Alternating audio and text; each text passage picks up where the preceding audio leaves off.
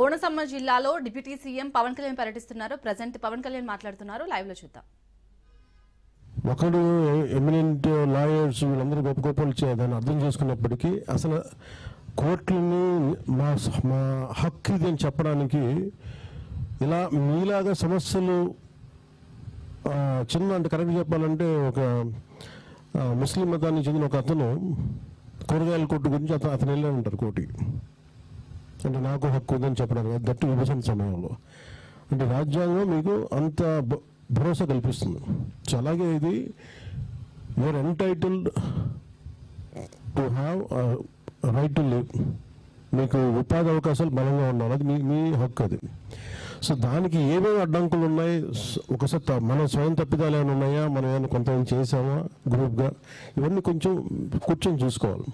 So ఈ సభ ప్రత్యేకించి ఈ రాజ్యాంగ ఆవిర్భావ దినోత్సవం సందర్భంగా కాన్స్టిట్యూషన్ డే సందర్భంగా మీతో కలవటం నాకు చాలా ఆనందంగా ఉంది. ఇది నేను ఒక రోజు వచ్చా 2 రోజులు వచ్చాను. ఎంతకాలం రాకపోవడానికి కారణం ఇవన్నీ అవగాహన లేక కాదు. మీకు కూడా చెప్పాలి కదా, కలెక్టర్ గారితో మాట్లాడుతున్నాను. మొత్తం మీద ఉమ్మడి తూర్పుగోదావరి జిల్లా మీరు అందరూ టోటల్ డ్రైన్స్ ఎంత అవుతున్నారు? 2000 సడన్గా 1000 కోట్లు పెంచేశారు. 3000 నుంచి 4000 చెప్పారు. ఓకే, ఫర్ ఎగ్జాంపుల్ లేదంటే ఒక 3500 కోట్లు అనుకోను. అంటే మొత్తం ఉమ్మడి గోదావరి జిల్లా ఈ లంక గ్రామాలన్నింటికి మన కోనసీమ అన్నింటికి కలిపి ఒక 4000 కోట్లు డ్రైన్ని ఆధునీకరించడానికి, పొడికలు ఇవ్వండి లేదా మిగతా ఏమేం చేయాలో వాటన్నిటి చేయడానికి. దాంట్లో ముఖ్యంగా మనకి యుద్ధ ప్రాతిపాదికన చేయాల్సింది మన శంకరగుప్తం డ్రైన్ చేయాలి. దీనికి 22 కోట్లు. నేను ఏమనుకున్నానంటే మీతో మీ అందరితో చెప్పడానికి, కొబ్బరి చెట్టు గురించి ఇదే చెప్తాను. ఇంటికి పెద్ద కొడుకు లాంటిది. అంటే కొడుకు ఎంత సంపాదించలేదు తెలియదు, కానీ కొబ్బరి చెట్టుని కరెక్ట్గా కాపాడుకుంటే అది మీరు అన్నట్టుగా ఇది 100 సంవత్సరాలు 40 సంవత్సరాలు 100 సంవత్సరాలు బతికే చెట్లు ఇవన్నీ ఉన్నాయి. ఇది నిరంతర ఆదాయం కనీసం మీరు చెప్తున్నట్టుగా 20,000 రూపాయలు ఎంతో నెలకు వస్తుందని చెప్తాను. ఒక 15 సెంట్లు భూమి ఉంటే, అలాంటిది ఒక ఎకరం ఉంటే ఎంత 2-4 లక్షలు వస్తా, 2 లక్షలు వస్తాయి. ఖర్చులన్నీ పోను సంవత్సరానికి కదా చెప్పారు. సో ఇంత ఆదాయ మార్గం ఉన్నదాన్ని దీనికి ఏం చేయగలమో ఆలోచిస్తాం. దీనికి మన ఇరిగేషన్ మినిస్టర్ గారు వచ్చినా, లేదంటే మన అగ్రికల్చర్ మినిస్టర్ గారు వచ్చినా, వీటన్నిటికీ నేను మీతోటి ఒక శాశ్వత పరిష్కారం వెతకడానికి చేస్తున్నాను. ఈరోజు శంకరగుప్తం డ్రైన్కో లేదంటే 22 కోట్లు ఇవ్వడానికి కాదు, పర్మనెంట్గా కోనసీమకి ఇది మన అంటే నేను చాలాసార్లు మాట ఇచ్చాను, దీని మీద పని చేస్తాను. మన ఏమంటారు, మన కోకోనట్ కొబ్బరి బోర్డు, కోకోనట్ డెవలప్మెంట్ బోర్డు, ఇవన్నీ ప్రస్తుతం కోకోనట్ డెవలప్మెంట్ బోర్డు ఏం లేవా? ఇవన్నీ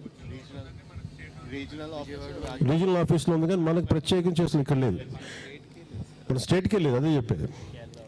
సో కేరళ అదే సెంట్రల్ బోర్డు మనకు ఉంది తప్ప మనకి మనం పెట్టుకోలేదు దీని మీద. అదే చెప్పేది. అంటే ఇంత పంట ఎన్ని ఎకరాలు ఉంటుందండి మొత్తం మీద టోటల్గా? అలాగే ఇది మీరు రాజోల గురించి మాట్లాడుతున్నారు. టోటల్గా కోనసీమలో ఎంత ఉంటుందండి? ఇంక్లూడింగ్ ముమ్మడి వరంతో సహా అన్నిటి కలిపి ఎస్పీఎల్ కూడా దాదాపు 1,00,000 ఎకరాల్లో కొబ్బరి పంట ఉన్నప్పుడు మనకి స్టేట్లో కోకోనట్ బోర్డు లేదు. దాని గురించి ఒకసారి నేను క్యాబినెట్లో సెంట్రల్ రీజనల్ ఆఫీస్. సో దాని మీద దాన్ని అంటే ఇవన్నీ ఉన్నప్పుడు అంటే నాకేముందంటే prevention is better than cure అంటారు కదా. వ్యాధి నివారణ కంటే చికిత్స మేలంట. అంటే చికిత్స కంటే వ్యాధి నివారణ మేలు. అంటే ఏది మనం జబ్బు రాకముందే పసిగట్టాలి కదా. అలాగే ఇది 14 సంవత్సరాల నుంచి మీరు చూస్తూ ఉండగా దానికి చేయడానికి శాస్త్రజ్ఞులు వీళ్ళందరూ కూడా ఎవరు దీని ముందుగా ఉండుంటే మీకు ఇంత ఇబ్బంది ఉండేది కాదు. ముందుగా ప్రివెంటివ్ మెషర్స్ తీసుకునేవాళ్ళము. ఇది ముందు నుంచి అంటే నేను అర్థం చేసుకుని ఏంటంటే, నేను గత టీం అందరితో కూర్చొని, పేషీలో ఉన్న అధికారులందరితో కూర్చొని రిపోర్ట్స్ అన్ని తెప్పించుకుంటే, నాకు ఉన్నది మీకు చదువుతాను, దీన్ని బట్టి మీరు నాకు చెప్పండి. Then we will come out with some solutions తోటి. సో దీని అధికారులు కానీ మీరు ఒకసారి దీని మీద ఒకసారి